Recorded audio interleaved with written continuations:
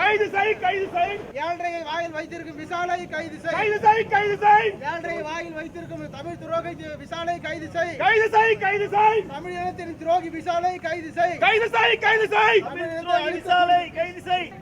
கைது செய் கைது செய். விசாலை கைது செய். கைது செய் கைது செய். மன்னிப்பு கேள் மன்னிப்பு கேள். மன்னிப்பு கேள் மன்னிப்பு கேள்.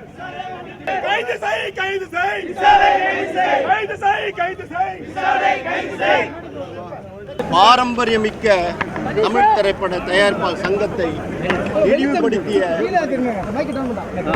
நடிகர் சங்கத்துக்கு தவறாக தேர்ந்தெடுக்கப்பட்ட விஷால், பெயரிலேயே விஷம் இருக்கக்கூடிய விஷால், பாரம்பரியமிக்க எப்படிப்பட்ட போற்றி புகழ்ந்த பன்னெடும் ஏவிஎம் மெய்யப்ப செட்டியார், டி.ஆர். சுந்தரம், ஜெமினி வாசன், நாகிரெட்டியார், சின்னப்பா தேவர், இப்படி பன்னரும் சிறப்பான தலைவர்களை கொண்டிருந்த ஒரு தயாரிப்பாளர் சங்கத்தை நேற்றடித்த மழையில் இன்று முளைத்த காளான் விஷால் தயாரிப்பாளர்களை போண்டா பஜ்ஜி சாப்பிடுவார்கள் என்றும், பரோட்டாக்களை விற்கிறோம் என்றும், ஆட்டோ ஓட்டுகிறோம் என்றும், மதிப்புக்குரிய தேசிய விருது பெற்ற சேரன் அவர்களை, இயக்குனர் சேரன் அவர்களை 5000 ரூபாய்க்கு காத்து நிற்கிறான்னு சொல்லி எள்ளி நகையாடிய அந்த பேச்சை நாங்கள் வன்மையாக கண்டிக்கின்றோம்.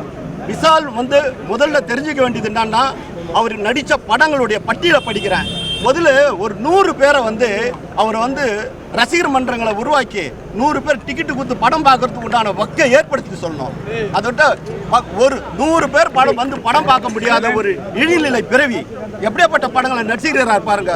திமிரு, சிவப்பதிகாரம், தோரண, சத்தியம், வெடி, சமர், பட்டத்து யானை, நான் சிகப்பு மனிதன், தீராத விளையாட்டு பிள்ளை, மருது, ஆம்பல, கதகளி, பாயும்புலி, கத்திச்சண்டை, இப்படிப்பட்ட தோல்வி படங்களை கொடுத்துட்டு அத்தனை தயாரிப்பாளர் ரோட்ல விட்டுட்டு அவங்களுக்கு வாழ்வாதாரத்தை கொடுக்கறத விட்டுட்டு 1200 பேருக்கு நாங்க போட்டி பாதுகாக்கிற சங்கத்தை இவர் காப்பாற்ற போறாரா? எப்படியாப்பட்ட பச்சை பொய்யினுடைய மொத்த உருவமே விஷால் தான்.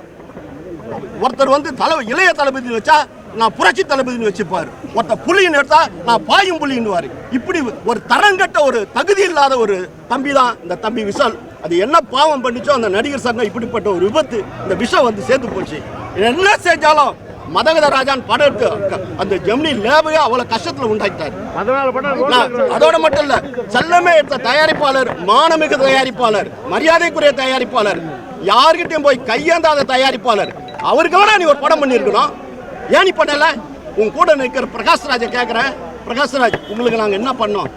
எப்படிப்பட்ட பிரச்சனைகள்லாம் வரும்போது நாங்கள் உங்களுக்கு சால்வ் பண்ணி கொடுத்துறோம். யார் தயாரிப்பாளர் சங்கம் உங்களுக்கு என்ன கெடுதி பண்ணிச்சு? அவனா நீ கட்ட பஞ்சாயத்துன்னு சொல்றிய? யார் எங்கள் தலைமையில் கட்ட பஞ்சாயத்து நடந்ததா? ஒன்று சொல்ல முடியுமா? ஏதாவது சொல்ல முடியுமா? ஏன் இப்படி தரங்கட்டு போன உன்னை இந்த வழி மாற்றி அமைச்சது உனக்கு யாரு? என்ன எனக்கு ஒன்றும் புரியலையே. இப்பெல்லாம் பிரிஞ்சு இருக்கிறன்ற நாங்களாம் பிரிஞ்சு இருக்கிறோமா?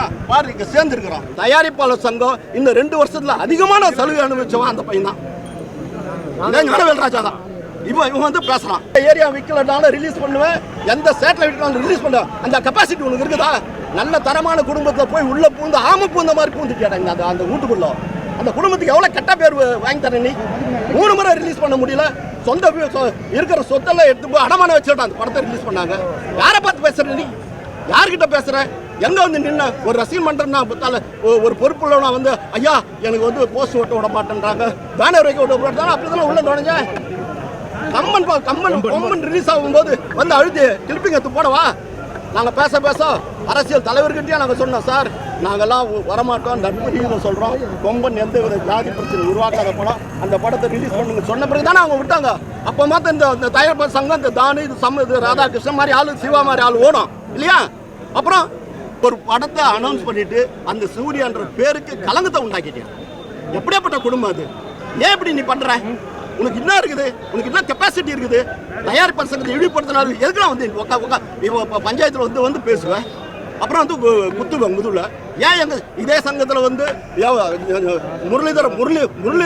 முரளிதர ஆபீஸ்ல எனக்கு பதவி கொடுத்தானே கேட்டேன், இப்போ வேணான்னு சொன்னோம். அதுக்கு நீ இப்படி போய் உட்காந்து தப்பா பேசுறியா? எங்க சங்கத்துல நீ மண்ணாரி போட்டு போகுடா, தயாரிப்பாளர் சங்கத்துல உன்னை நுழைய விட மாட்டோம். நீ வர மாட்டடா, நீ தயாரிப்பாளர் சங்கத்துல நீ வர முடியாதா? ஓட்டு யாரு